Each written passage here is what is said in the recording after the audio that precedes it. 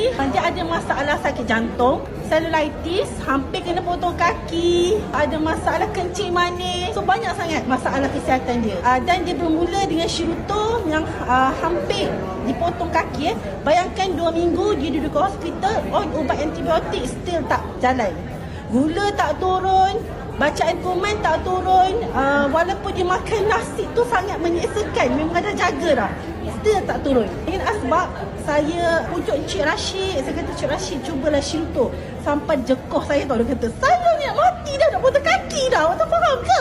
So bayangkan kalau saya berputus asa dengan Dr. Johara masa tu, agak-agak dapat tak? Saya kata Encik Rashid, cuba Encik Rashid, kita cuba kali terakhir. So, kita hantar Shirutto pergi dekat hospital Serdar masa tu. Dia makan Shirutto 2 session sahaja. Keesokan harinya, kuman dalam darah turun, gula dalam darah turun, dan tak jadi potong kaki. InsyaAllah. Bayangkan macam mana kita boleh bantu orang dalam situasi, bayangkan nak potong kaki ni.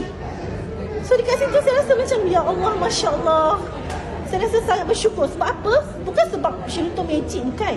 Tapi nutrisi yang diperlukan oleh macrophage, di mana dia on antibiotik, still tak function badan dia.